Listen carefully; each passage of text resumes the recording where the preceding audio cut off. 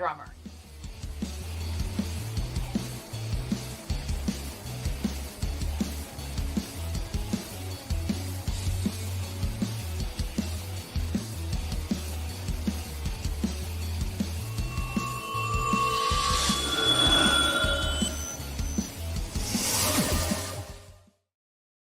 Hey, everybody. I have a lot of questions for Amadeus.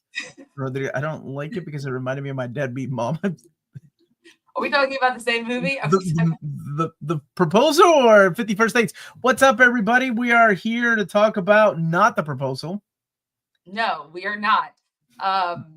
Good evening, everyone. Amazing Amanda, Uncanny Omar here. It is Let's get Amanda movie for sure. Yes. Absolutely, this is 100%.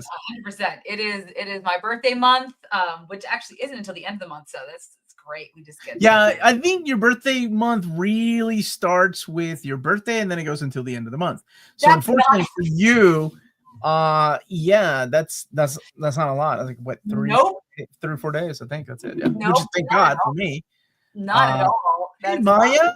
Hey, Maya, how are you today? Hey, peanut butter cups. Hey, In the evening. Where's the plane, Amanda? Are you going on a plane? I don't know. Seriously, Rami wants to know. Evening, Amanda and Omar. Melanie has claimed for this month. Actually, no. Baby Jesus has claimed for the month of December. Let's not forget that guy. I don't know why Amanda and my wife both think this is it. This is not the proposal.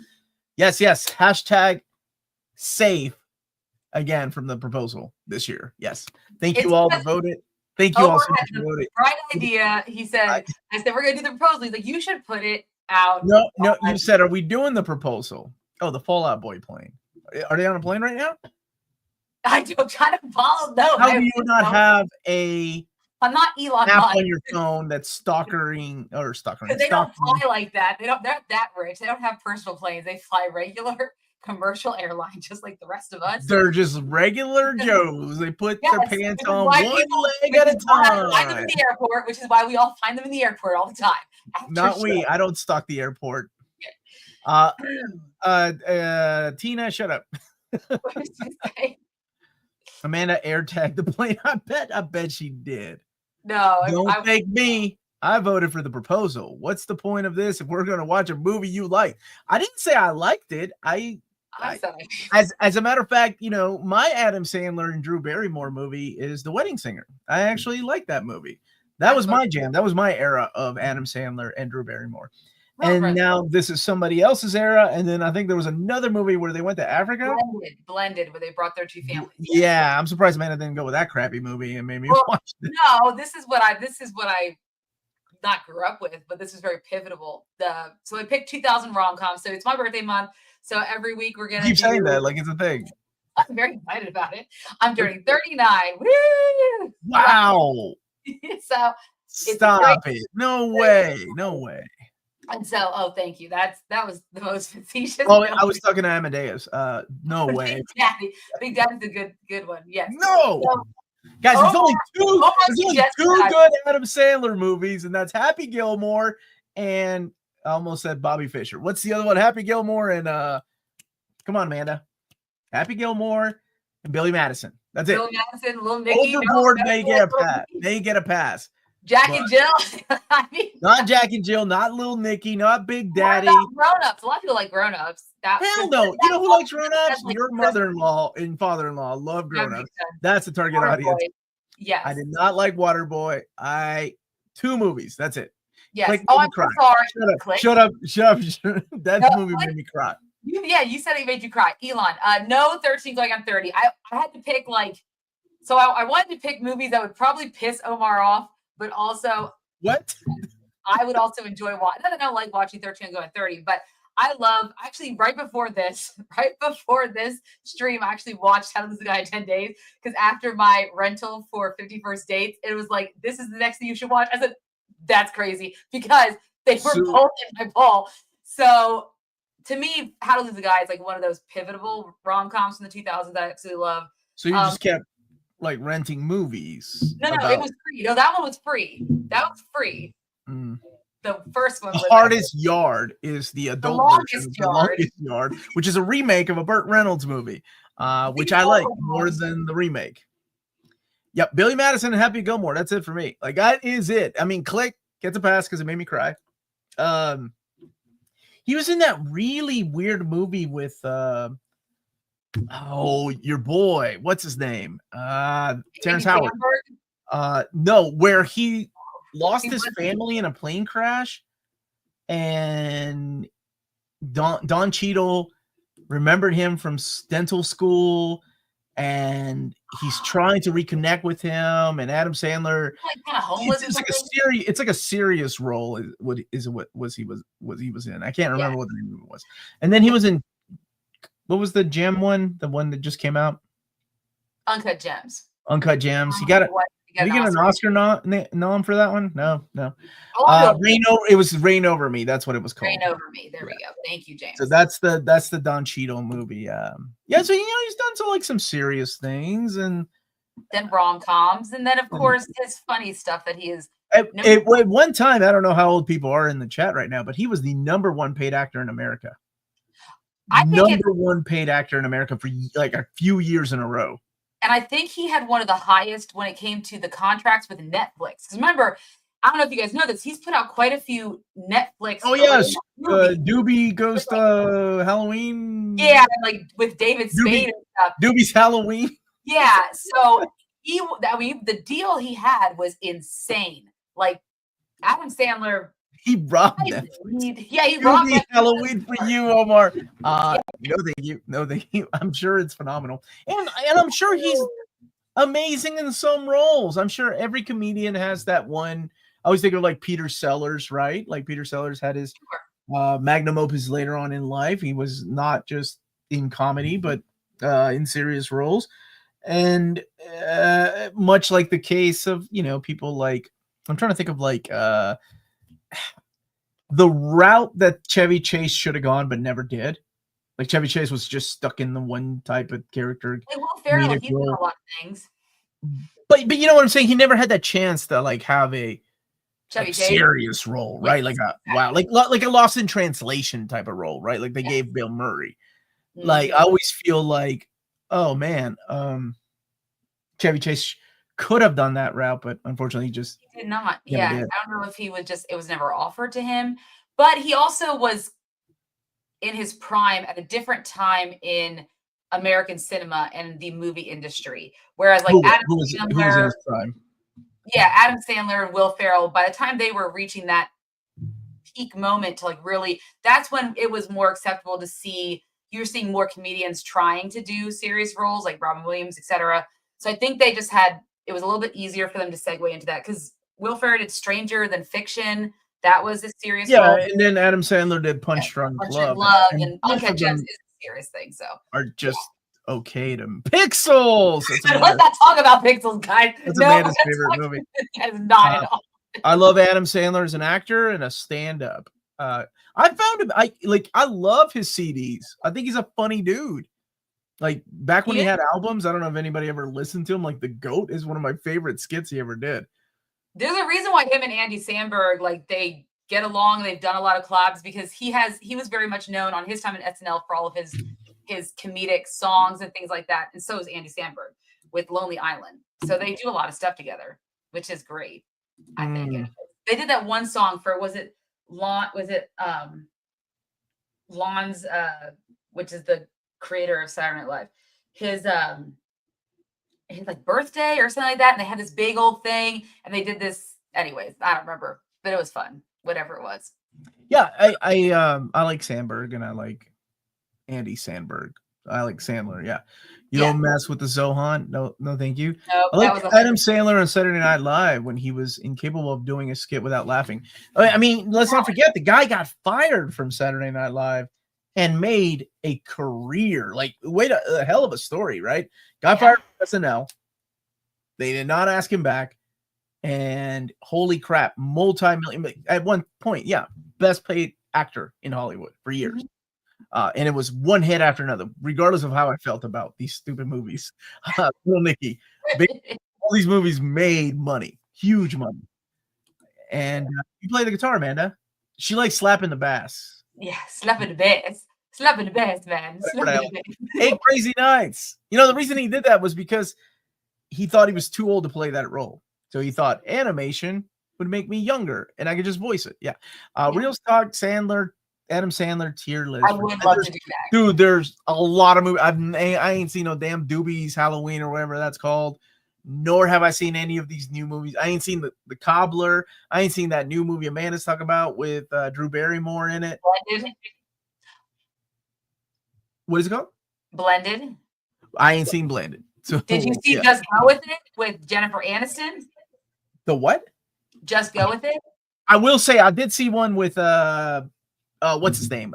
David Spade, where he's like a super spy, comes back and yes. And the reason I saw it was because of that. It was in the trailer. David Spade was having a threesome with this girl in Luis Guzman, and he's behind the chick, you know, making eye contact with Luis Guzman while he's getting head, and Luis Guzman's like, "Dude, you need to stop looking at me. You're freaking me out." And I was like, that was one of the Netflix films he did. Oh, I don't know if it's good or I can't remember if it's good or not, but I remember that one. It sounds like Omar's got a lot of homework viewing to do during the holidays to prep for January. We're not making it an Adam Sandler month, are we? Who would you like to see Adam Sandler play in a comic book movie? Oh God, if we're gonna do something that ridiculous, let's piss everybody off. Black Panther. Adam Sandler's Black Panther. Let's just piss them all off. Everybody. Have been Wonder Man. Did you say Wonder Man? Wonder Man already has a trailer. You're right. I don't know. I'm just saying. Yeah. Polka Dot Man? No, we already got that guy. He's good. Well, and he's a comic book guy, and he writes comics. Is there a villain in the Batman universe? Yeah, the Trickster. There you go. You all should review Anora. I have not seen it yet, but I would like to. What's that? It's a Wolverine. It's a film that he's too tall. Well, never mind. I say too tall, but I Nord. Yes, the Green Lantern. Nord. I can actually see that. Yeah. What's Anora? I don't know that one. It was an independent film that got a lot of traction in the festival space. It was limited released in theaters. I don't know the exact premise of it, but a lot of people are saying it is the movie that maybe will get nominated for some Oscars. But yeah, I'm gonna wait till it comes out on streaming, then I'll watch it. Cold balls. Adam Sandler as Egghead, the amazing man. Look at that. As Damian Wayne. That's a 2024 Adam Sandler's teenager, Damian. I heard it's not safe for work. Nora was good. Started serious, but was very funny in the middle. January is okay. Is everybody getting a freaking birthday month? What did I start? Our Oracle. He is our It's my birthday month. I voted for Adam Sandler tier list, A Goofy Movie, The Proposal, and Elf. I'm gonna go ahead and say no, hell no, and hell no. James, are you out of your mind? I have escaped Will Ferrell's Elf and The Proposal for the last few years. I'm on a roll. I will blow up Amanda's house next week. You don't know what next week entails or the week after. I don't know what you've got in store for us. Yes. Did you write notes down? I have a list of what I. Oh God. Okay. All right. Let's get to 50 First Dates. Amanda, give me some information about this movie. When did it come out?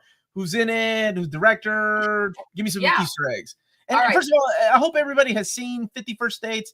How is it comic book related? Drew Barrymore was she Sugar and Spice in the Batman Forever movie, right? That's Batman and Robin. Yeah, she was one of them, Sugar and Spice, one of the villains. Sean Astin was in Lord of the Rings. Is that comic? That is not a comic book. Well, it's regardless, we're here. They do Ghostbusters comics. I mean, there's a good The dad does the voice of Slinky Dog, and he replaced Ernest. So there we go. I'm there's not a lot I'm digging here. That's all I got. All right, let's go ahead and talk about 50 First Dates, Amanda. Yes. So this came out in 2004 when I was graduating from high school. We don't need to age yourself. Directed by Peter Siegel, who also directed Naked Gun. The first one? Hold on. The first Naked Gun? I think it was which one is it? Hold on. I know it. It is Naked Gun 33, The Final Insult. Naked Gun, the final insult. Yes, he also did the what is it? The Get Smart remake with Anne Hathaway and Steve Farrell. No, Steve. What is his name? My God, I can't remember because I've been drinking already. Steve Farrell. Yes. Steve Carell. Steve Carell. Does Steve Carell and Will Ferrell have a baby? And name him Steve Farrell. Got it. Thank you. Good thing we have sober people in the chat. Drew Barrymore was reading a Tales from the Crypt comic book in an episode. Thank you for that, James. Me and my fiance watched this film last night. It was her first time watching it. She felt really bad that she was put through the pregnancy, not remembering anything each day. That is a horrible thing to think about. Yeah, that is horrible. But I mean, what does she do? I mean, does she not live her life and never gets to experience it just because she has to remember each day what happened to her in her life? It's some philosophical questions to think about in this film, not just a romantic comedy. Okay, Amanda, take us away. Okay. So yes, so it stars obviously Adam Sandler and Drew Barrymore in the titular roles. He's Henry Roth and she is Lucy Whitmore, and they are living on the island of Hawaii. He works for some type of like Sea World type-esque, place on the island of Hawaii, and he always gets together with tourists and makes up all these stories about what kind of that he's something else, and he hooks up with them and then makes an excuse to never see them again because they're tourists. They leave. They're not going to stay in Hawaii.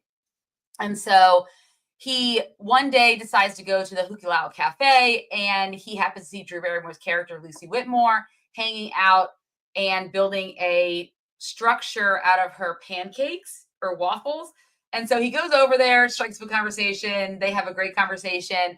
And the people who are working there are really apprehensive and don't really want him around. He likes her enough that he comes back the second day and she has no memory of him. And he's really confused by what's happening. So they have to explain to him what happened. Basically, she was in a car accident with her father when she was getting a pineapple on the way home from getting a pineapple, and there was a cow that was in the middle of the road. He veered off, they crashed, and she lost her long-term memory. So she can't remember anything past the day of the accident, including the accident itself. She does not remember the accident itself. So every day, instead of trying to move forward, her father and her brother, who is played by Sean Astin, who looks really good in the role. I mean, got really fit and looks great. They've made it so that she repeats the same day over and over again. They bought all of these. They made reprints of the newspaper from that day, from the day of her accident. They, make sure that her walls always clear in the garage where she paints. They do all these things to make it so that she's reliving the same day. Like, it's also her dad's birthday. So he gets to have a birthday every day, which is a weird thing that he gets to have. Anyways, so Adam Sandler's character finds all this out. And so every day he goes back to the Hukilau Cafe to try to strike up a conversation with her and to try to, get her to, like him again and be attracted to him. And every time it's hit or miss. He does stupid things. Like one day he pretends he can't read and she has to teach him how to read. And then other days he just comes and sits and tries to put something in her pancakes. And she's like, that's gross. And so he starts and even befriends the people at the Hukilau Cafe, striking up bets on if he's going to make it or not. And then eventually her dad finds out and he's like, stay away from my daughter. You don't want to mess with her because of what she's going through. And everyone's got all these stories. And so after he's threatened by them, he decides to try another tactic. And that is where he knows her way home. So he goes and he decides to try to meet her on the side of the road. So he constructs all these elaborate schemes, like once where he's where he's getting beat by his friend Ula, played by Rob Schneider, in one of, I feel like, Rob Schneider's probably better roles that he has. And really, that got Rob Schneider, man. He I always felt like Rob Schneider and there are a few guys that could pull off leading men in movies that came from SNL. I always felt like Rob Schneider and Tim Meadows both kind of failed because Rob Schneider had Ladies Man. No, Tim. Yes, that guy. Tim Meadows had Ladies Man. Rob Schneider had the Deuce Bigelow. No, yeah, and he also had Hot Chicks. Remember Hot Chicks? I forgot about Hot Chicks. Yeah. Okay. I feel like those two guys they weren't the A game that was like Mike Myers or even Dana Carvey, except for the Turtle Man movie. But whatever that was, I can't remember what the name. Master of Disguise. That's what it was. But you have people like Sandler that could pull off almost like the leading man. Obviously, the leading man type of role. Yes. Honestly, a pretty sweet movie from beginning to end. But now Adam Sandler's character is displaying a pattern of unhealthy behavior. Bro, she didn't show up for the first 39 dates. Take the hint. Wait a minute. DBC also saying Sean signed a DVD of this film for me back at Baltimore Comic Con in 2016. He apparently appreciated the break from signing Lord of the Rings and Goonies. No, dude. It's Mikey from Goonies. You go with Goonies, DBC All-Star. No, I'm sure he really did enjoy that because I think this is a fun role for Sean Astin to play where he's like this guy on steroids who's trying to like get all fit, like a strongman competition, a complete 180 from any film he does. He has to. Well, he had to. Like it was like after Lord of the Rings, right? So he was like, I got to do something with this weight. So I'm not gonna be the big guy in movies, and I'm gonna work out and get really big and get on steroids. I don't know if he really did, if he committed to the role that much or not. Oh, I doubt he did. Okay, natural. I don't know. With a personal trainer, anyone could do anything. Singles in 1992 was a better romance coming of age than 50 First Dates. Well, I mean, if we're gonna do that, we might as well name a huge list of movies. This is Amanda's choice, though. Remember that it is her birth month. It's my birthday month. Also, baby Jesus. And yes, I realized she did show up. She just didn't release them. The joke works better if we gloss over that pass. Well, there are certain things. It's a supplement. It is a supplement. It's a protein shake. Oh God, the protein shakes. Okay. It's the Amanda birthday month celebration, so that's why she decided to go. And now, granted, there is, and it's not really, I've said a coming of age film either. It's just a simple romantic comedy with Tom. No, I think it is a coming of age for him, right? I think he learned his lesson. I guess he learned. He was no longer a player by the end of the movie, and he really He's no longer a man learned about what he wanted in life. Yeah. Yep. Oh, dude, I don't know. We never talked about this. Do you like Tommy Boy and Billy or Black Sheep? No, I've never watched a lot of the SNL like Will Ferrell, Tina Fey days. Those, I mean, except for Adam Sandler, obviously, but I've never watched a lot of those films because I just didn't. They like if it was. So you never saw like Wayne's World? Okay, no, I saw that. And what about Coneheads? Did you ever watch Coneheads? No, honestly, I don't think I have. Or maybe I have. I don't remember. I think of like, and then there were weird movies like who's the Sprockets guy? Of course, there was Mike Myers and Austin Powers, but Austin Powers wasn't really an SNL character. No. Tim Meadows did the Ladies Man, which was that gag went on a little too long. But okay, I was curious. Speaking of coming of age, Amanda's putting 13 going on 30 on the list. Is she? Well, I mean, not for this. Elon with the Christian actually. Happy birthday. Whoa! Oh, Medea, save that. Okay, save that for later. Not right now. It's not right now. No, well, unfortunately, the Wednesday before my birthday is actually Christmas Day. So if Omar's feeling up for a show, let's do it. Let's do a Christmas stream. Yeah. Yeah. Then we'll do Elf. It's perfect. We'll do Elf that day. That's great. I'm excited. We had such a good thing going, and then you blew it. Never mind. With that mouth. Night at the Roxbury. That was another movie that went on for too long from a little. Because not everything's going to be great, right? And that was Chris Kattan, right? Like that guy was funny for about 5 minutes, and I felt the same about Will Ferrell. But what do I know? All right, go on. Anyway, so eventually he tries his hand at many different ways to attract her until finally her father and them were like, come to the house. Here's what the deal is. And then one day she finally finds out what happened to her because her tags are expired on her car, which her dad should have like alerted someone to like the cops, like this is a thing. I don't know. So she's all upset when he's like, why are you writing me a ticket? And then she sees the date on the actual newspapers, freaks out, drives home. He follows her back to the house. And then they have to go through like showing her the pictures of her after the accident and the doctor's notes. And that's when they go to see the doctor, who's played by Dan Aykroyd, in this facility where all these people have brain damage, including 5 Second Tom, which is fantastic. I completely forgot about. Sorry about that. I completely forgot about Blues Brothers. Blues Brothers was a skit on Saturday Night Live, and that movie is phenomenal. Yeah, it was John. Did John Landis do that movie? I want to say there was like a big director that did. I think Blues so. At least the first one. So they did Blue Brothers 2002. I've never seen that one. I've never seen Blue. Dan Aykroyd's in that one, right? Yeah, he's still in that. Yeah.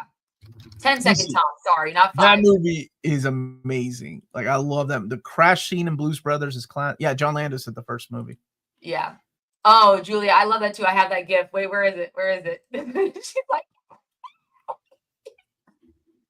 that's one of my favorite parts. Honestly, this movie gets me every time. Okay. Anyways, so after they go and visit the doctor, so Henry decides to try a different tactic, and he makes a video. He uses Ula and the guys from the Huklao Cafe to make a video, just showcasing like what happened to her, everything up to that point to meeting him. And so she starts to watch this video every day to remember. And then, of course, she goes through like the whole grief cycle, and it gets a little bit better, and they start dating, right? And like she gets to talk to her friends again, because I guess she hasn't really been talking to them. One of them is played by Maya Rudolph, and she gets mad at her husband because he's not as romantic as Adam Sandler's character. And then there is this one with that yes, they're in trouble. So there's that. Again, there are things in this movie. I feel like this movie could not get made today, but I would say that. Well, absolutely not. Not the things that they make. I mean, but you could say the same thing about comedies 5 years ago, right? Oh, you could say, yeah, you could say. Well, I think any Adam Sandler movie, for the most part, you probably say that. Anyways, so they're starting a relationship. It's going great. He clearly has fallen in love with her. It is now a new Henry, very different. Except she starts to realize that he's putting her in front of himself. So he's had this dream to go to, I think it's Antarctica, to see what walruses do underwater or something like that. That sounds right. Yeah, because he's a marine biologist, and that's really what he wants to do. He doesn't want to just work at this like aquarium, SeaWorld type of place. He wants to go off and study what the walruses do. And he's talking to her dad and Dan Aykroyd's character about this. And she overhears it and realizes that he's like, I'm going to put my trip off because I don't want to leave and then, lose all the progress we made with Lucy. So then she decides, this is, of course, after they have sex. So they have sex. That's great. Apparently, he didn't last too long, but that's okay. That's fine. And then she decides that she needs to stop seeing him so that he can go and live his life, and decides to completely take him out of her life, which means she'd actually started keeping a journal after he had made the video. And she decides to take all these entries out of the journal about him. And so they read it together, and it's so sweet and so sad. And then they have one more kiss, and then they're done. And then he gets ready to go on his trip to Antarctica weeks later. And then after he's, getting ready to leave, her dad and her brother come and visit. They give him some going away stuff, and they talk about yes, that's such a good joke. Walruses have the second largest penis. I have the first. That's such a good joke. And he's love that joke. You guys like Hotel Transylvania? Oh, I've never seen it. The first, yes, my daughter loves all of them. The first one is really cute. Yeah. Dude, Carrie Fisher was so good in Blues Brothers. Oh, I love that movie. Yes, fish slap call. I have to say, yeah, I do like Rob Schneider's character in this. He's such a weird character. He's like, no, go down there and find my nuts. Like, it's like he's some of the best lines. When he does the song and he's singing the Hawaiian, and he's like, the beats I love. I do like the baseball bat scene where she beats the shit out of him too. That was really good. Oh my gosh. And then, well, we'll get to that. So that basically what happens is they tell him that Lucy's now leaving at the Institute because she thought it would be better just for them so they can go live their lives. And her dad gives Henry a gift. And as he's sailing away on his little boat to go to Antarctica, I have lots of questions about that. It's fine. He opens it up. It's a Beach Boys song. So, or Beach Boys album. And basically when she started seeing Henry every day, even though she couldn't remember him, for some reason, when she was painting, she would put on the Beach Boys songs. Wouldn't it be nice if we were older? So she kept putting that on. So obviously he was having an effect on her. And so Adam Sandler's like, isn't it so nice of this man to give me a gift that reminds me of the good times I had with his daughter? He's like, what an asshole. I do love that. It's very reminiscent of the scene in what the fucking Wedding Singer, where he's just crying and singing the song. I do love that. Yes, I love that song. Anyways, so no, James, what the hell is wrong with you? I don't think so. What the hell is wrong with James? He lost his damn mind. So then he remembers that whole thing about her like singing that song with the days that she met him, and he's like, she remembers me, and so he goes to the Institute. And he finds her. She's now an art teacher at the Institute. And there's that one guy who's like, what am I doing right now? She's like, you're painting a picture. And she's like, it's wonderful. And it's like a stick figure. Oh, yeah. He's like, oh my God. Sorry. I do love this movie. There's a lot of good moments in it. And he looks at her and he's like, do you remember me? And she was like, no. And he's like, well, that sucks. And she's like, can you come here? And she takes him to her private studio. And she's like, I've been basically drawing versions of you. Like, so even though she can't remember, he's in her mind in some way. And she has all these pictures of him. Like, there's one of his egghead. Like, that's really cute because they make a joke about his head. I love his self-deprecating humor, like everything. Like when she looks at him, are we dating? And he's like, I'm sorry, I'm not better looking. Like, he's very like self-deprecating. I really enjoy that about his humor. I find that funny. And so she realizes that he's the man of her dreams. She's the woman of his dreams. They kiss. And the next thing you know, she wakes up, she sees a video. And then we get the funny scene where they get married. And then Ula's officiating the wedding. And he's like, are you sure? Even if she's going to like let herself go, that ugly. And he's like, Ula, your wife's right there. She gives the little finger. Anyway, so he's like, come out. It's cold outside. Put a jacket on. And you realize that they're in Antarctica and they have a child who's a few years old. Like, it's not even like she's a baby. She's like 4 or 5. So they've had a child. Dad's visiting. They're studying walruses in Antarctica. Life is amazing. And they have that beautiful song, Somewhere Over the Rainbow, playing. The Hawaiian version, right? The one that became really popular. Yes, that got really popular. That one blew up around that time. It really did. And then that's the movie in a nutshell. Very sweet with a little bit of Adam Sandler's crude humor thrown in there. So mostly Rob Schneider's character, but yeah, it's one thing I noticed about this movie, and it probably because it speaks so close to home, is that I never noticed that the movie was dedicated to Adam Sandler's father, Stan Sandler, who had passed away while they were making while the movie was like I think either being made or post-production. It's weird to like see this movie a little dated, and I'll tell you how. When besides the joking, which I don't mind at all, but it's the joke about the one movie they got to watch over and over again is The Sixth Sense, right? Yeah. And once you've seen The Sixth Sense, you're like, wow, what an ending, and that's it, right? Like you maybe watch it twice. But it's funny because my wife teaches film studies, and 95% of those kids have never heard about The Sixth Sense, so they were genuinely shocked at the end they were like, what? He was dead. Like, they were like, whoa. And that's a generational thing. That is so cool that like these kids, because it's not trending on TikTok, because it's No, it's not not. like, it's not one of those, oh, I am your, like, Luke, I'm your father, right? Like, Yeah. no, I'm your father. But because it's not like that. Like, maybe they might have heard I see dead people and they didn't But know that's what it not the meant. premise of the film. Yeah, that's Right. not The twist is that right. So I thought that was when I was rewatching, I'm like, oh man, there's a lot of people that don't know about that. That's really cool. Yeah. That's a The good I tell you what, when you were talking about movies back then, the character of Alexa would not be the joke that it was back then, like today. Wait. His coworker. Oh yes. The Right? like, Remember, you're like, is it a man? Is it a woman? Like that wouldn't be a joke, right? Like no. today. That's a joke, or that was the joke back then. Nowadays, it would be handled differently. So there are some things that feel a little dated. Other than that, I think it's a really pretty movie. I know that people were pointing out the faults in the movie.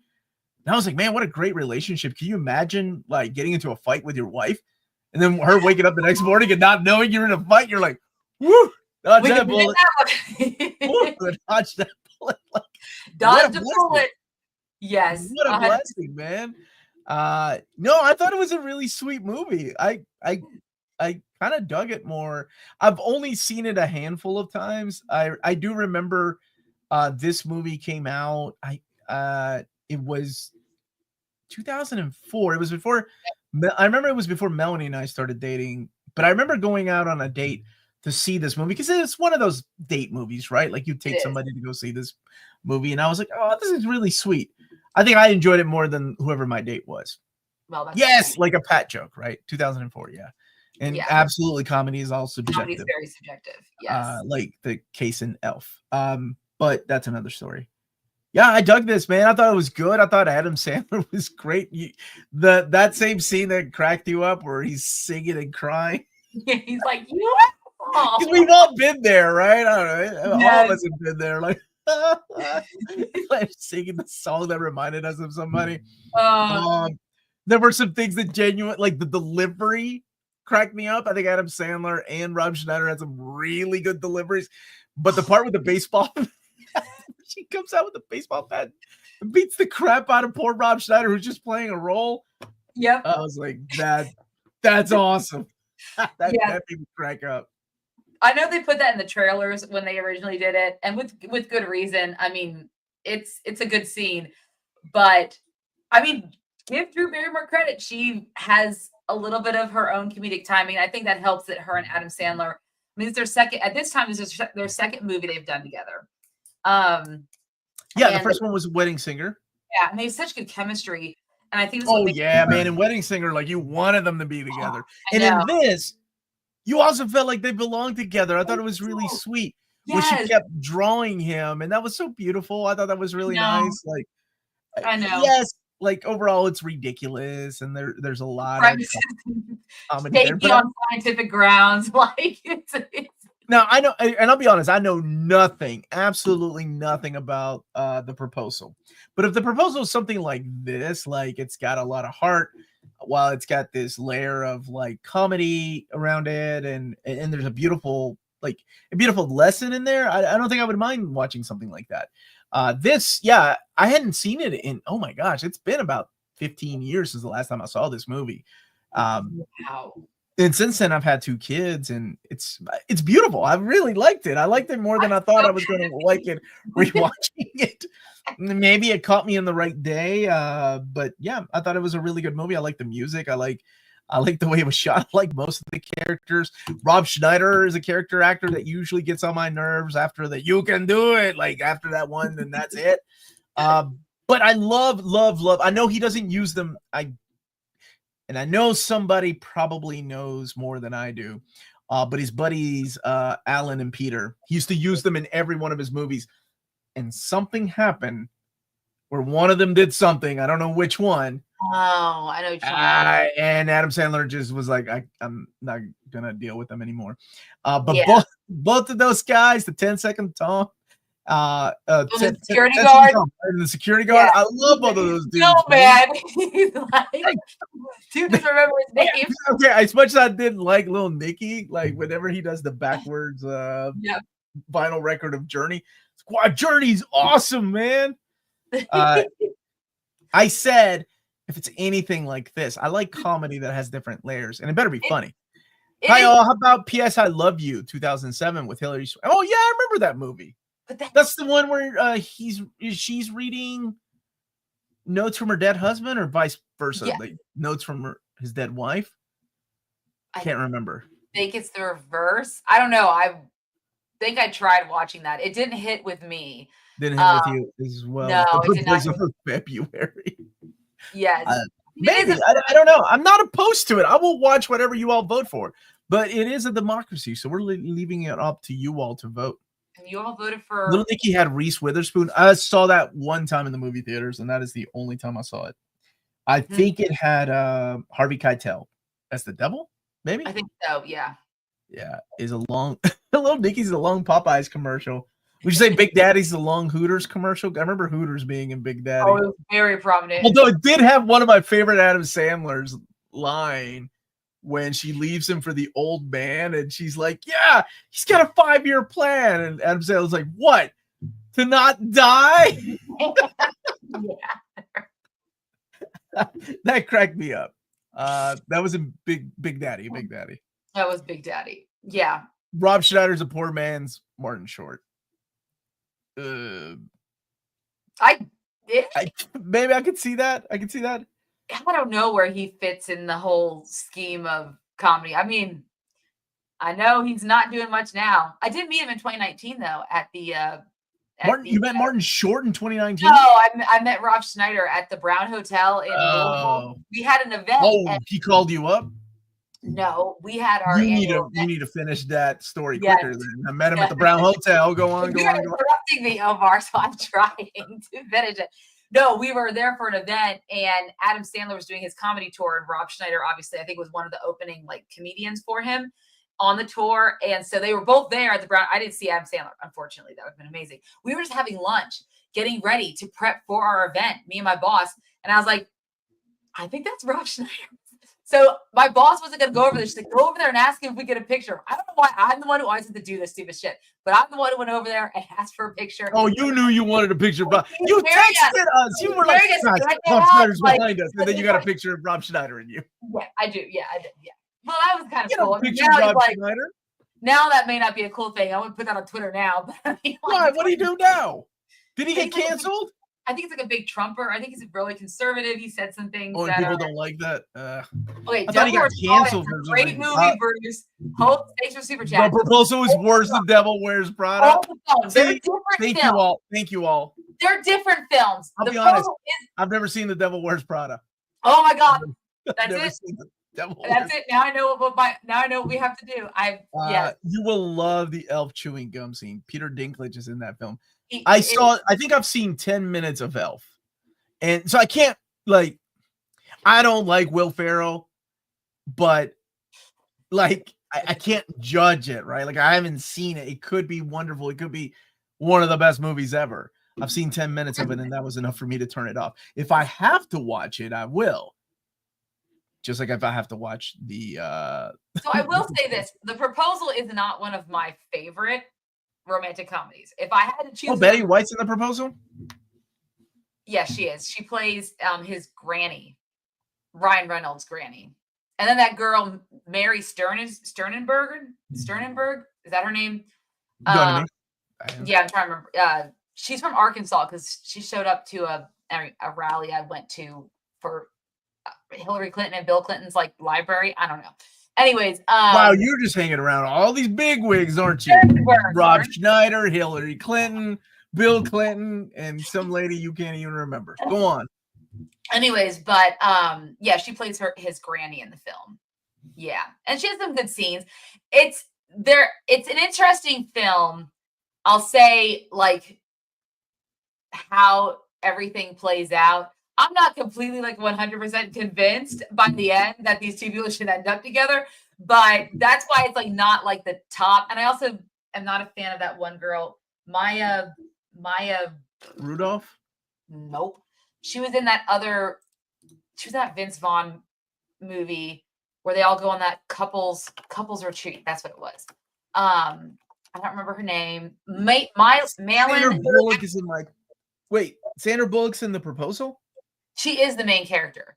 So basically, the premise of I thought The Proposal had what's her name, Anna Hendricks in it for some reason. No. So The Proposal is basically Sandra Bullock is Ryan Reynolds' boss, and she is from Canada.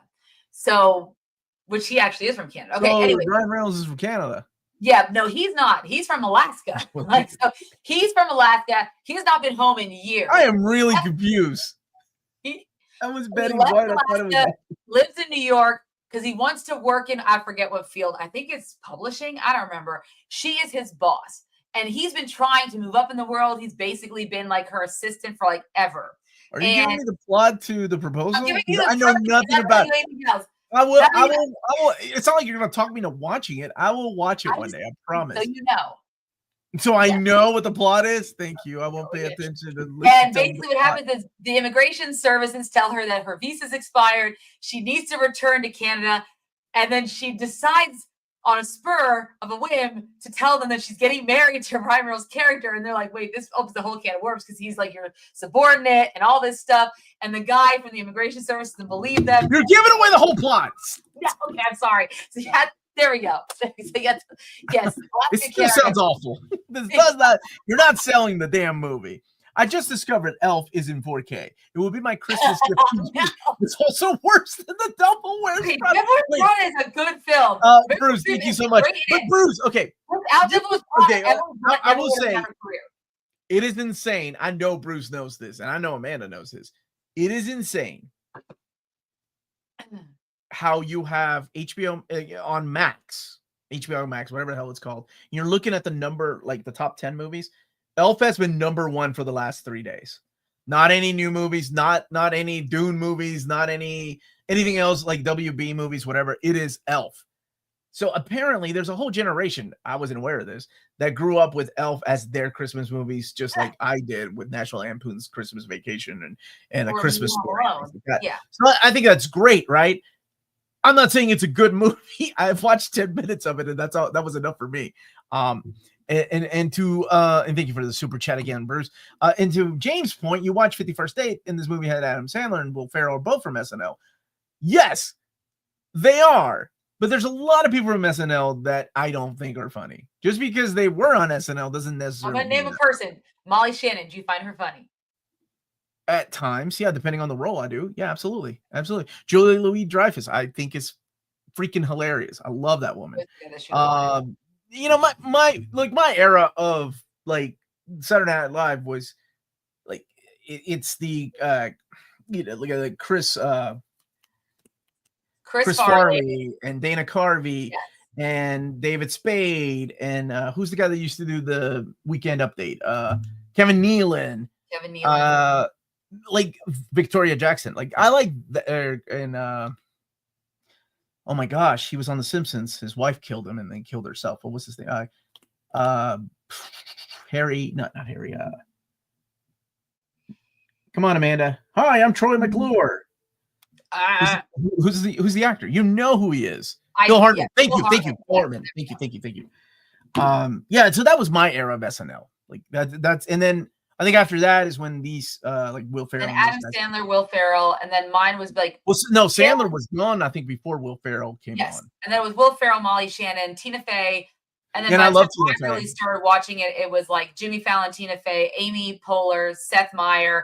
It was Maya Rudolph. There was that core cast of character for me in my because I would have been old enough to start watching SNL and appreciating it, right? And they were everywhere in the mid 2000s. And then I tapered off around somewhere in the 2010s because I still had Andy Samberg and Keenan by that point. And yeah. Norm Macdonald was so good at Weekend Update. I miss that guy. Rest in peace. I love that guy. Love Jon Favreau and Chef. Chef's a great film. But was Jon Favreau in SNL? I can't remember. I don't remember him. They're talking about how he constructed a fun. He directed Elf. Oh, he directed Elf. Okay. So without Elf, we would have had Iron Man. So that's why DBZ All-Star. Yeah, that's why we're talking about him. In case you're wondering. But Chef's a great film. After watching Chef, it made me and my husband crave Cuban sandwiches because yeah, all it took was a white guy directing a movie about Cuban food to make Amanda crave Cuban food. I've never had it before. And I was like, I really want a good Cuban sandwich, which is very hard to find because we were in Arkansas where we were living at the time. We watched that film when it came out, and I was like, there's nowhere that has a good Cuban sandwich in Arkansas. This is hard. Mine was Adult Swim and Toonami. Well, I actually like those too. Yeah. Yeah. All right. So back to 51st Dates. Is there distracted. something that I didn't find funny or charming or anything about it? You know, I remember a time when Adam Sandler was a young buck. Like, he was on Overboard and he was being cast because he was like a good-looking dude. Yeah. Yeah. Did I believe he was charming enough to be a playboy like that? That was the hard part for me. Maybe, I don't know. He's kind of a sweet talker. Yeah. That was it. That part or marine biology. Sure. You don't believe he could be a marine biologist? I don't know if you could password it. That's not believable. I really did. Like, I'll be honest with you. I think it caught me on a good day. I don't think I had any issues with this movie. It's not the funniest one. I think they have really good chemistry. And I think having good chemistry in a movie carries a lot of the movie, like a lot of the weak points of the movie for me. So it's really believable that these two people are really into each other because of that. So yeah, I don't know. I don't think I had any big issues with it. My issues with the movie are just minute little things that I think I could look over. Sean Austin's character, he was a little much at times. Maybe he needed less screen time, but that's just he's the only. I mean, I love Sean Astin, but he was the only character. Well, yeah, I love Sean Austin too. It was just a weird role for him to be in, and man, I think they kind of overdid it. Yes, they were trying to really differentiate him from being Samwise Gamgee, which they did, but I think and that's okay. I love the dad. I love the dad in everything that he's in. I cannot remember the gentleman's name. The guy that played the dad. I thought he was great. I like who's the lady that owns the restaurant? Sue? Oh, well, Sue. Yeah, Sue. Yeah, she's great. She was good. Yeah. I don't know. I didn't have an issue with this. I thought it was really charming. It was really sweet. Not the greatest Adam Sandler movie, not the funniest, but it had good comedic timing and good chemistry. 8 out of 10 for me. What about you, Amanda? You really liked it, obviously. Oh, I mean, this is one of my favorite films that I have consistently, I think, watched over the years since it came out in 2004. It is one of my favorite romantic comedies, which is funny because it's not. Because with Adam Sandler and his humor, it's not quite like, let's say, 51st or not 50, How to Lose a Guy in 10 Days or 13 Going on 30, things of that nature, which are very much heavy leaning towards really trying to appease a female audience. Whereas this has kind of both. It tries to level it where. And if you like Adam Sandler, if you don't, then it's not going to be your cup of tea. But if you like Adam Sandler, then you'll appreciate this film, even if it has the romantic undertones. I think it does a really good balance of that. And I think it has, like you said, a lot to do with their chemistry. And I think that's why I've always really enjoyed it. And Ula, for all of Rob Schneider's faults later in life, Ula is one of my favorites. I love that you're like later on in life, Rob Schneider, God forgive him. I'm like, did he kill some puppies? What has he done? I don't know. I guess he's like a Trump person. Well, people in the chat are saying his daughters are mad at him. Okay. Yes, I follow his daughters on TikTok. They are mad at him. Okay, weird. Right. Okay, let's not talk about who you follow on TikTok. God bless.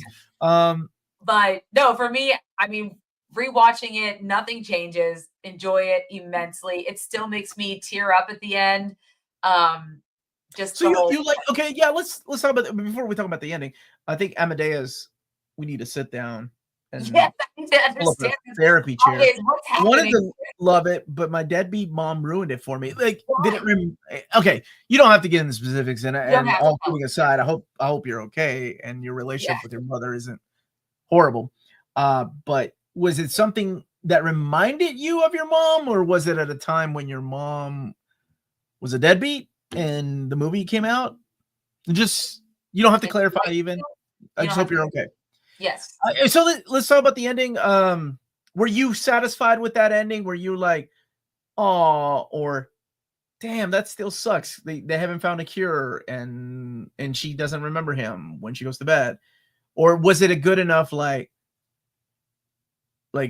that's sweet. He's such a good guy.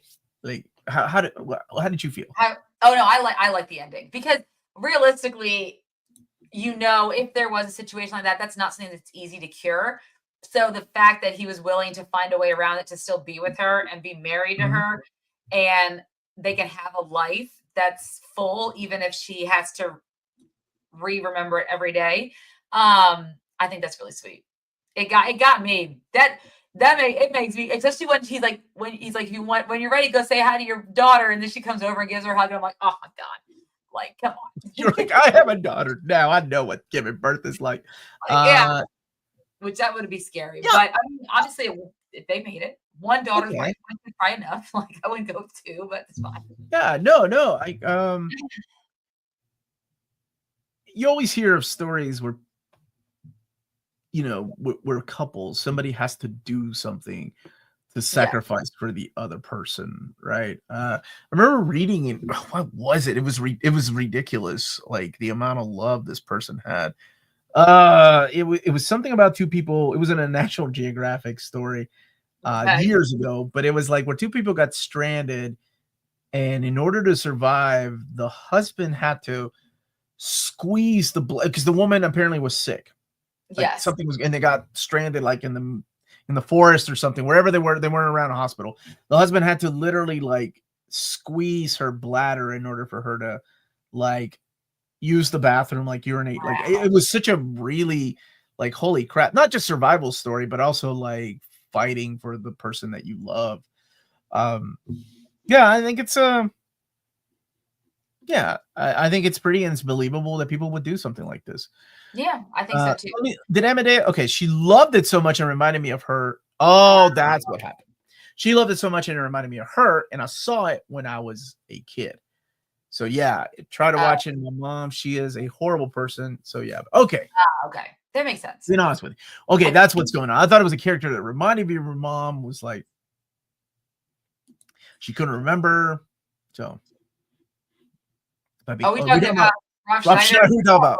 Rob Schneider. Okay. Probably Rob I think Schneider. it's pretty all right for me. It hovers around a 6 or 7. Might even call it a mid. Not gonna lie. Okay. Where would you rank Jersey Girl? Do we need to run that by? Was it really that bad? Yeah, Jersey Girl was not one of my favorites. Geely. I mean, it was Kevin Smith, and I just rewatched every one of Kevin Smith's movies up until I didn't watch that one though. I did not watch Jersey Girl. I watched anything that had to do with the Jersey trilogy, right? Or what was supposed to be the Jersey trilogy. I think Mallrats is still probably my favorite, second by Dogma. I love that movie. Love both of those movies. Jersey Girl, not near the top, but better than Jay and Silent Bob. I think it had a lot of heart. Yeah. Just discovered Aquaman 2 and The Flash are on sale for $9.99 on 4K. Still too much. Yeah, no, I wouldn't. Are they steelbook though? My brother actually watched The Flash and liked it. Wow, Kevin Smith watchathon. That must have been fun. Well, I'm 46, right? So Kevin Smith was Gen X. He's a guy making movies for people like me, like my age, that love watching movies at that time. Yes. How do I feel about Chasing Amy? I fucking love Chasing Amy.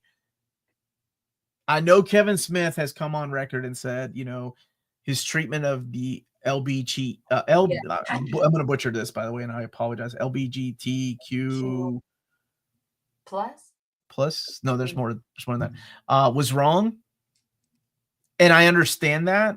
And you watch the movie, but for the time, that movie was amazing. I mean, a guy that falls in love with a woman that she's not interested in men, she's a lesbian, and they still find the chemistry there. Like, it's a good movie. Like, I liked it. I thought it was.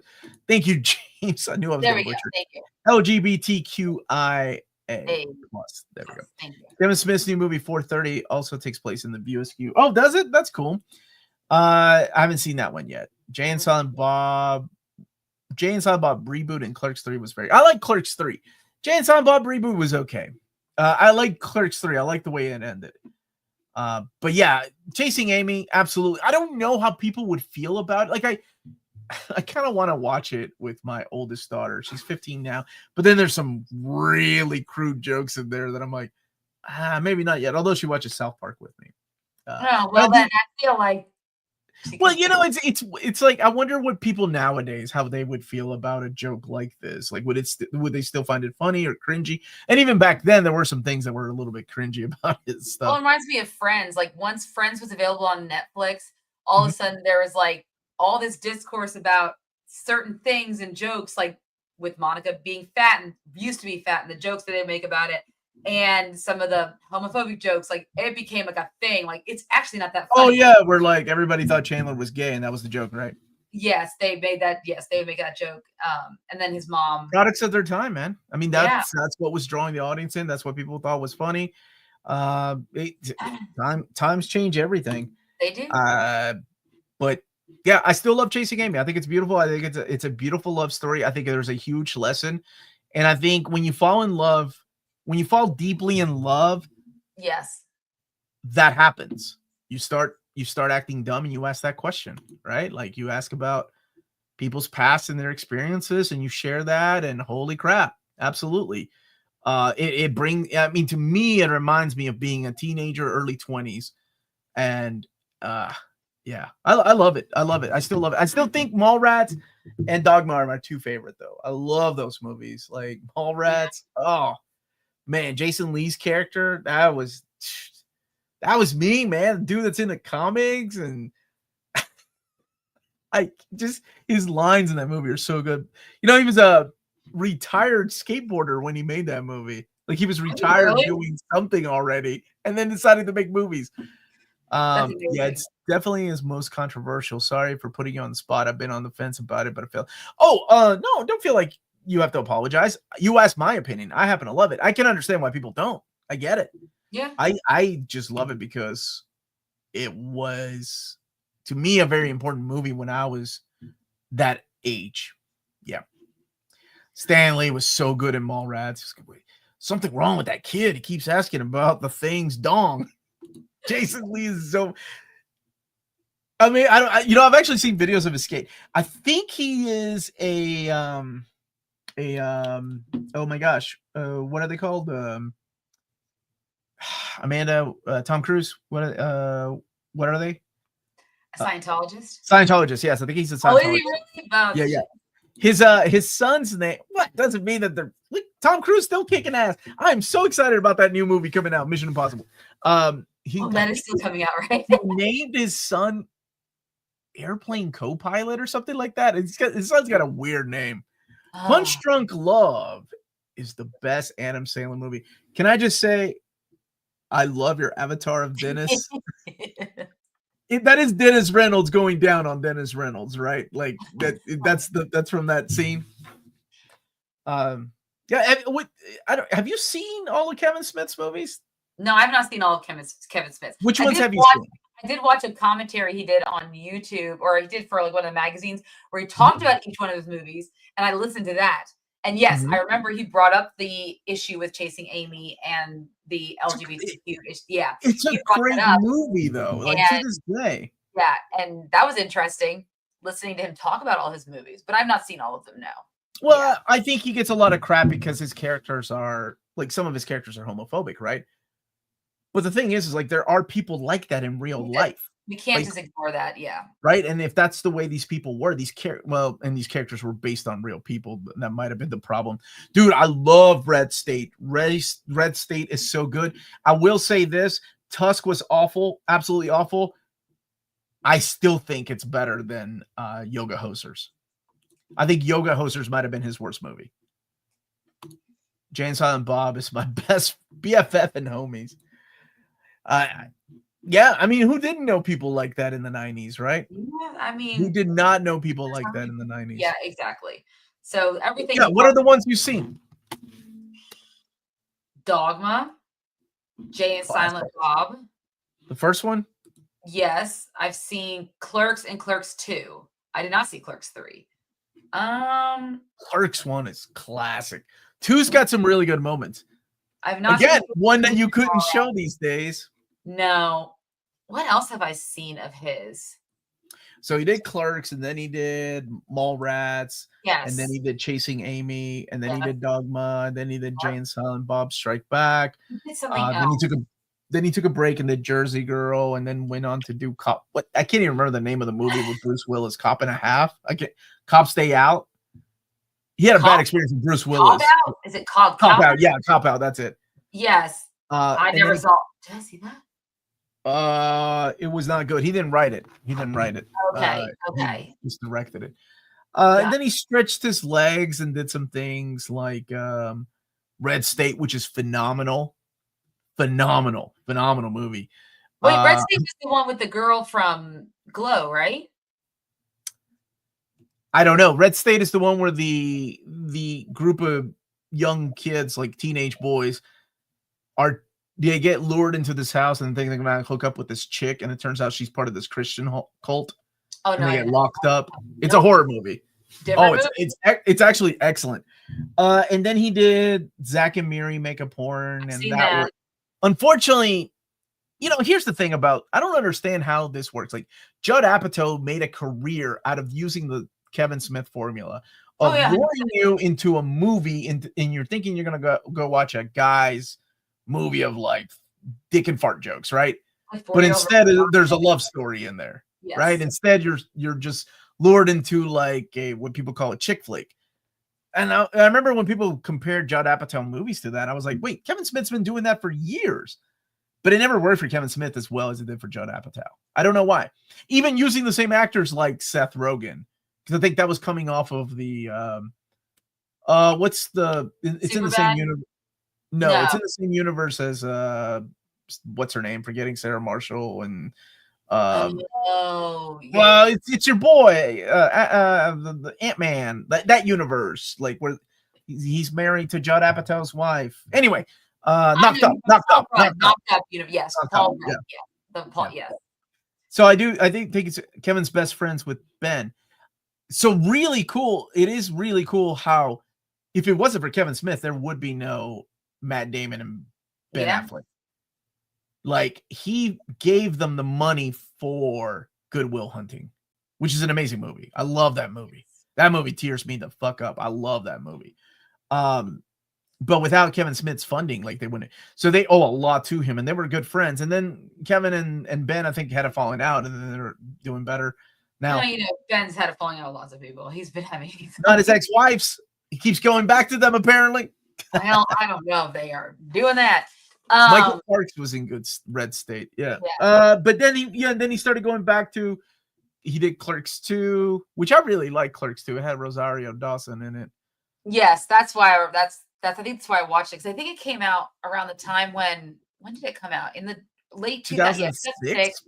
Yeah, so it was like that time where, for me, I was getting into a lot of comedies like that, and so that's why I watched that one. Even though, so I had to watch Clerks 1 in order to watch Clerks 2, because I was like, I don't think I understand this. Gotcha. I don't do it. Yeah, but yeah, those are really the only ones I've ever seen. Tusk is on my list. I don't know why I haven't seen it yet, because I like Justin Long, so I don't know why I have not seen Tusk yet. Because it's pretty damn awful. That's why. Like, legit, it's pretty damn awful. That might be why. So there we go. Like, it's not a good movie. Maddie actually loves that movie. I just really, yeah. I don't know. It's not. I don't know why I have not watched it yet. Something else always comes up, I guess. Oh, quickly, I did not give this film a rating. I was given an 8.5 out of 10. Oh, I thought you really liked it, Amanda. We still need your rating. You really like it? I thought you would give it a 10 out of 10.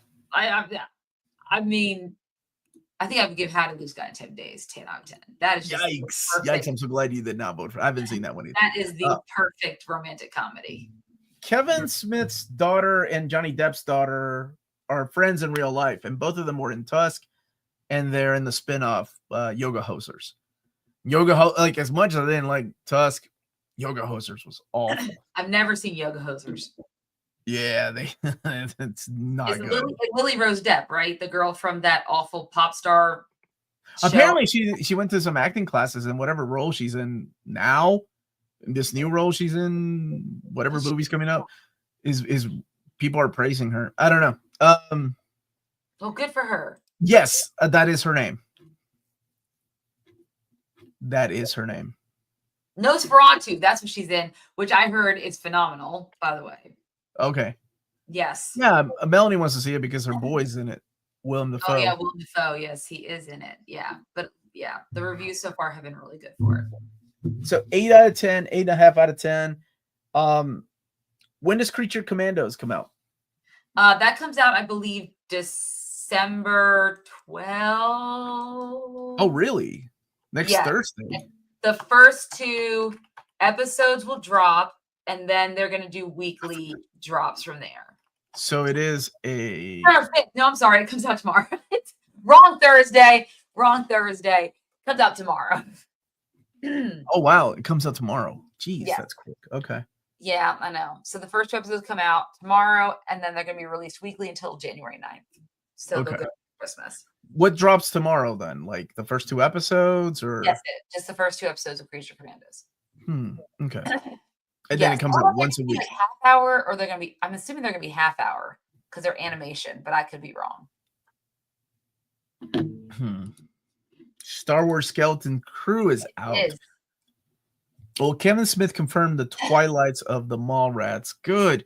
Although we lost Shannon Doherty, right? Like couldn't do it with her character. Are y'all reviewing Doom Prophecy? I still yet to see Doom Prophecy. I need to watch that. Watched it yet. Yeah. I see it on my Max. I just not have clicked play yet. Skeleton Crew. Special Friday review stream then. I can't do it this Friday, but maybe sometime this weekend I could. Yeah. If I ever meet Affleck, I want to yell, "Yo, use the bombs and phantoms." Great. That was in was that Jay and Silent Bob Strike Back? I think so. Oh yeah, you know who everybody blamed for that movie sucking, even though it's not his fault? Who? Will Ferrell. I remember seeing reviews comparing Will Ferrell to they were like, Will Ferrell's the Jar Jar Binks of Jay and Silent Bob. Oh my gosh. He was pretty awful. Like he was bad, but I think he was just like feeding off of everybody else. Everybody else was goofy and stupid. I don't hate the movie as much as other people. Yeah. Like other people really like people that like Clerks and people that love Chasing Amy and Dogma. They loathe Jay and Silent Bob Strike Back because it's sophomoric. I just thought I got exactly what I was offered for Jay and Silent Bob movie. Yeah. We all know Amanda's going to watch A Nonsense Christmas with Sabrina Carpenter on Netflix. Is Sabrina Carpenter the pop star musician? Yeah. Is she an actress now? Well, she was an actress first. Oh, okay. What's she been in? She was in the Girl Meets World, so the spinoff of Boy Meets World. She was the friend of Topanga and Corey's daughter, if I remember correctly. So she's got her start there, then kind of grew up and transitioned into music, like most Disney Channel stars do.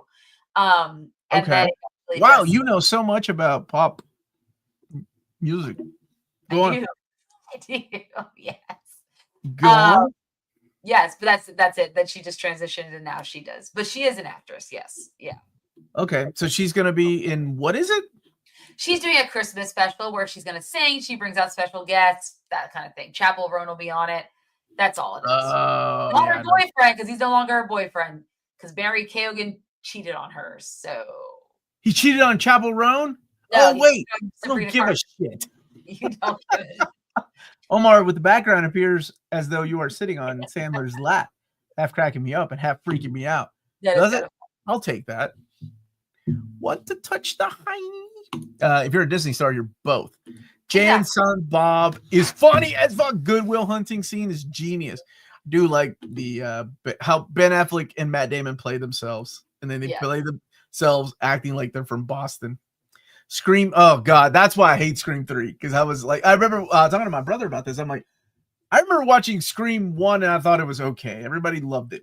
And I remember watching the rest and I thought at one point these movies got so ridiculous And I do remember that scene. So it was in Scream 3 that Jay and Silent Bob make a cameo. And I'm like, what? This is so weird. Why did we? Yeah. Anything else to talk about tonight, Panda? No, I think that is everything. That's everything. We will be back next Wednesday for sure. And it is going to be another Amanda themed. Oh day. yeah, tell me about that. Give me a warning. Yeah, what are we doing? We're gonna choose a musical for Omar to watch. And Mother of God, are you serious? No, I mean, yes, I am serious. So, will it be Moulin Rouge? Will it be The Greatest Showman? Maybe it'll be. Oh God, Moulin Rouge. I've seen 10 minutes. No, those movies are awful. Just those two.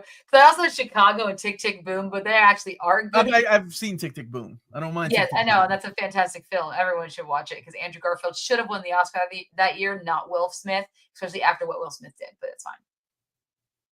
Please let it be Moulin Rouge too. Moulin Rouge is so bad. Like, it's not.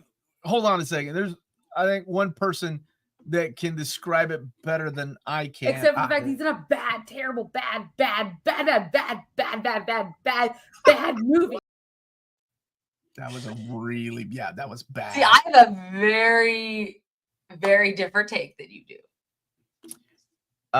Hey, dude, I hope your mom's okay. Yeah. My mom was admitted to the hospital with congestive heart failure today. It's been a rough one. Thank you guys for helping me laugh tonight. Love you guys. I've been there, man, and just stay strong. And I'm so sorry. I'll be praying for your mom, man. I hope she's okay.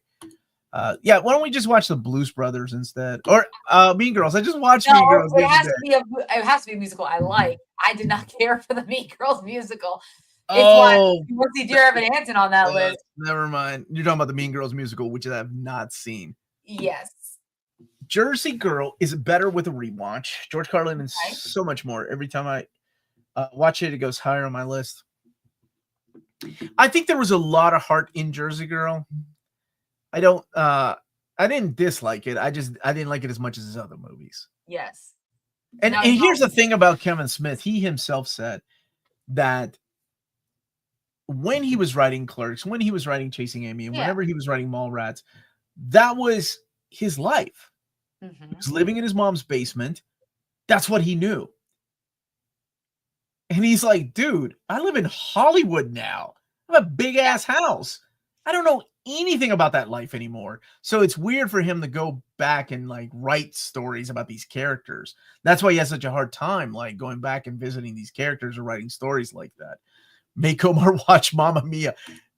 Which one's that? Is that that's the one with Meryl Streep and dude, I hate musicals. What about Les Miserables? So again, it has to be a musical that I also it has to be a musical that Amanda likes. Wait, you like that? My choice. I don't like Les Mis. I'm sorry, especially whenever Russell Crowe shows up. I do not like that film. You don't like Russell Crowe? First of all, it's a very sad musical. So there we go. They're all sad if I have to sit through them. It is not one of my favorite musicals. La La Land. La La Land is one of my favorite musicals. God bless. This is going to be awful. Different. Dude, you know I hate musicals. No, not Joker 2. God. See Joker 2 ever again. Never, ever. And yes, we already saw Cats together. That was once. It is enough for both. That was awful. That was god awful. Like people were laughing. I did not even think it was funny. I just wanted to beat the hell out of that movie. Oh my God. I can't believe we watched Cats and we took the kids. So I have a love-hate relationship with the movie of Rent because I love the musical. And the only problem is they use the original actors from the musical, but by this point, they're no longer these young 20-somethings who are trying to like. They look like they're in their they're in their 30s and stuff like that. So they. Oh yeah, what does that look like? What does late 30s look like? I don't know anymore. No, go ahead. I don't know. Anyway, so it's put like a backwards cap on a guy. He looks like he's in high school. I guess it was some of the way they staged some of the songs and stuff, but you could say it's still a great musical, and it's still the original cast on screen. And so seeing Idina Menzel, well, except not the girl who played what's her name? They had to cast someone else for that one. Also Cats. Really, yes. Bruce? No, but it is fantastic. I do like it just for that fact. I will say some movies get a pass. Little Shop of Horror. Get the Like all pastor those, name. like I know that Omar would appreciate those, so I would not. Oh yeah, I would totally watch Rocky Horror Picture Show. I Yeah, love that movie. I would The not put Little that Shop on of the list Horrors. because yes, that would be easy for him to watch. But what's his name? Boss Guzman, whatever the fuck Boss his name Lerman. is. Again, I know you Cannot direct the movie. Maybe I'll just do awful a Boss director. Lerman. Maybe I'll let you pick from all of his films, and you can just choose They're one. all awful. Elvis is awful. The Romeo and Juliet is awful. And Great Gatsby. Oh, dude, I fell asleep in Great Gatsby. It's such a bad movie. Oh God, making movies. Yes, there we go. Easy homework. Oh, I'd watch Pitch Perfect for Brittany Snow all day, every day. I'm trying to go for like OG West Side Story. Oh, don't dream it. Be it. Yeah, so it's Amanda's choice. Whatever crappy movie she wants me to watch, I will watch. Elvis is better than Tar. What? Tar's not a musical. Yeah, Tar's an interesting film. They're all awful. Every one of these movies she's mentioning hurts my freaking soul. Romeo and Juliet 1998 is a god-awful movie. My wife put that on. She actually likes that movie. It's got Leonardo DiCaprio, the guy from Lost. Paul Rudd makes the appearance. I mean, the guy from Lost. Yeah, I don't even mind. I don't care that it's modernized. I don't know. I liked it. They're wielding guns. I'm cool with that. It's the way that it's shot. It's so awful. Like the way that movie is shot is so bad. It's like somebody trying to be Oliver Stone and then realizing they don't have any talent. I said what I said. And yet he still is able to make films. Oh yeah, because people will go watch movies.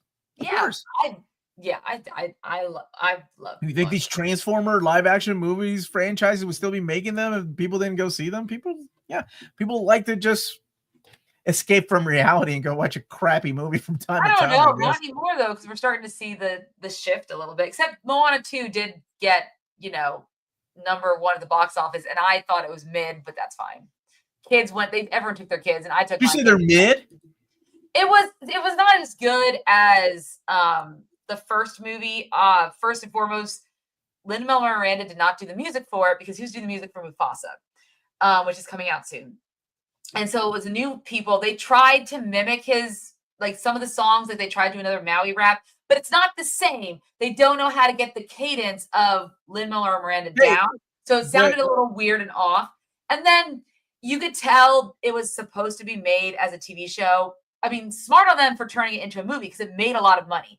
They needed to do that. And I'm assuming a lot of studios that have their own streaming services will see that and then start pushing things back in the theaters maybe. But there were ancillary characters in it that I felt like needed more explanation or didn't really grab me enough. And that's probably because they probably had more time to build them up in a TV show, but here they have to be What are you reviewing right now? Moana 2, apparently. I don't know. Does it mean Omar will sing the next stream potentially a rendition of Sweet Transvestite in Lingerie? Rocky Horror Picture Show, absolutely. I will say Bruce told me or told us that Moana 2 killed it at the box office. Well, Dan Merle told me that, but yes, that's true. Well, I'm sorry, Dan Merle told you. My bad. I didn't know you and Dan were texting each other. Yes, Bruce exactly. Let me know on Saturday, long before Dan Merle told you. Yes, it did a really good job. I mean, I think it beat out Frozen 2's. What about Wicked? For November. How's Wicked doing? Wicked's doing okay, but it's not gonna. It's still, I mean, given its budget, it's not going to, I think, hit the numbers it's going to hit. But I think it has longevity. Like, I mean, we haven't seen it yet. Like, it has the longevity of people will just go see it as word of mouth builds. It's a good holiday movie, right? It's a good holiday. It's like Greatest Showman, right? That no one really. What? No, like Greatest Showman was like a sleeper hit. No one expected it. And then it just started to gain traction. So it was like, I love the movie, the music, and I love this. And then people started going. Then they started doing sing-alongs, which is what they need to do with Wicked, because the theater kids have gone to see it. They probably were good. They did not sing. Now they need to release a sing-along version where people can go in the theater and sing along to it. I don't want to hear someone else sing Ariana Grande. I just want to hear Ariana Grande sing it. But if that's the premise, they did that with another film too recently, where they had sing in theaters, and it was not Joker 2, but Whiplash has Reed Richards learning to play drums from J.J. Jameson. It My does. wife had never seen that movie until recently. I love that movie, but I love the way that's the way you see the characters. Bruce is saying, let's talk about how much money Wicked will lose, but it made money though, right? If people keep going, it's like, what's coming out this weekend? This weekend, Nosferatu, right? Nosferatu. Who's gonna go see that during Christmas? Like, who's and then next weekend is Craven. Yes, next weekend is Craven, and then, which I know you're excited to see. I know you're really excited. No, why? No, was that sarcasm? It was. What was that? Duh. Yes, it was. Yes. You said duh? What? Yeah, oh gosh, what is coming out this week? Opening this week. Thank you. Rotten Tomatoes will tell me. Hold on a second. Night Bitch. That's not gonna do anything. Night Bitch. That Y2K movie. I do want to see that. I think it's gonna be dumb as all get out. That movie's gonna be so stupid, and I will wait for streaming to see that. People just don't understand how to yet make a movie about us millennials. I think we're too close to the subject matter. Oh God, you millennials, dude! People don't know how to make a movie about Gen X kids. I have been griping about that forever. Yes, it's true, because you can't get away with saying the things you used to back in the 80s, 90s, and early aughts nowadays. So they have to modernize it somehow. It's Craven time. No, it is not. Wicked cost $350 million with marketing, still under $400 million worldwide at the box office. So what does it need to make? $1 billion? That's a lot of money, dude. Can it make $1 billion? Well, I mean, you would have to have 2 weeks in a row, right? It's Craven time. It's all right, Omar. You can watch all that bad movie stench with the box office hit more BS. Jimmy, no, that movie's awful. Everyone else is saying it's only the budget's $150. For what? Not with marketing. Well, he's talking about with marketing, right? Marketing is always $150, and then they add in the marketing budget too. Yeah, and marketing is insane. Sometimes it's double, triple, whatever. Well, think about everything that. I mean, if you've been to Target lately, there's Wicked on everything. There's this Wicked everywhere. Like, they put Wicked on as many things as you want. Wicked makeup, you can get Wicked makeup. I don't, but they're like, when I walked into Ulta, there's a whole stand. It's all Wicked. Like, it's all like, I don't even understand why. And then there's the other stuff. So yes, there's toys, and it's PSA. If you have children, don't get the book it's based on, please. Please don't. What's wrong with Wicked, the book? The book it's based on is not for children. There's bestiality in it and other things. It's a very dark. The bestiality. The books it's based on. The books that is it McGuire? I think is his name. Are very dark. Give me a quick breakdown of Wicked, because in my head, Wicked is a movie that's based on a musical, correct. That's based on a book, that's based on a movie that was based on a book. Yes, you got it right. Is that where we're at? Yeah, basically. There you go. Yeah. Okay. Yeah, that's what it is. Okay. But with this one, it's more of Wicked is more of a prequel to the Wizard of Oz, where it's before the Wicked Witch becomes the Wicked Witch, and Glinda is before Glinda. Whoa, spoilers, dude. Oh, well, I didn't think that was that much of a spoiler. I mean, they're friends in the trailers. I mean, I don't know. I'm just kidding. Yeah. Well, and this is a part 1? Yes, the part 1. Yeah. So, and then there's part 2, which makes sense because it's a long musical. Now, honestly, I've never seen the musical. I've only ever listened to the music because my friend that I grew up with was really into the music. So and that's the only reason you heard music. Exactly. Yes. Got it. Okay. Awesome. Yeah. Looks like we did have some things to talk about tonight. Wicked has been out for 2 weeks. Oh, damn. See, I thought it was only out 1 week. 2 weeks already. Moana made last weekend. Yeah. So made over $400 million in just 5 days. Now, that's awesome. That's what we need. Pause. Whose guitar is that? Shouldn't you be fighting a war? What are you doing here? Whose guitar is that, Amanda? That is Pete Wentz's bass guitar. Like his actual guitar? Like you bought it? No. What are you gonna do with that? I don't Corey, know. what you gonna do with that? No You gonna doubt. learn how to play it? You gonna learn how to play it, or you gonna cosplay that? That's an expensive ass cosplay piece, right there. It's not. It's broken, so you can't actually do anything with it. Oh, you bought a broken guitar because you want to fix it, like a car? No, I just wanted it to display. On TikToks. Maybe. Jesus Christ, it's like Wicked. You're based on a movie that's based on a play. All right. According to some light Googling, the break-even point for Wicked is $375 million with marketing included. Are you planning to get it signed? But it won't make a lot. Yeah. I don't know Are if you I ever. You're planning on getting that? You have to drag it somewhere, and that'd be impossible. Drag a guitar? I think musicians do it all the time. Yeah, they can do that, though.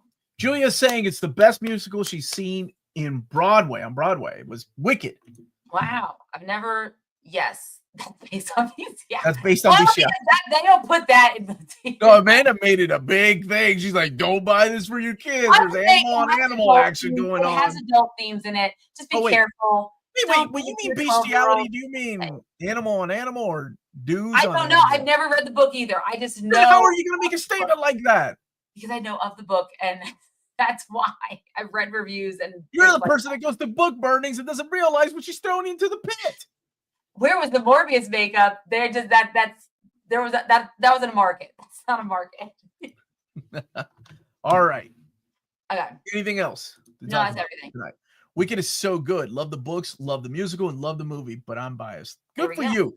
I read Berserk manga. It's fucking horrible and disgusting, but I love it. That's right. That is the best description, and it is the best manga. Bestiality, so that how they put the wrong website. They did. Oh, that's right. They did. They tagged. So they have there was a QR code on the back of the toys, and they accidentally tagged it to a porn site and not Wicked.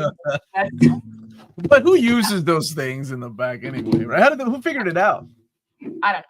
Some mom. But yes, so next week will be musicals, so everyone get excited. Oh God.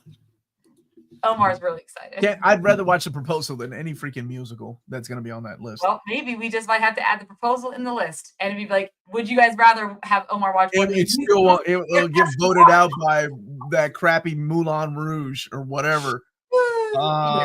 Anything else tonight, Amanda? That's everything. That's it. Everybody, thank you so much for watching. Amanda, sign us out. All right. Thank you guys so much for watching. Don't forget to hit that like and subscribe button. Remember to follow us on all of our social media channels at nearmintcon.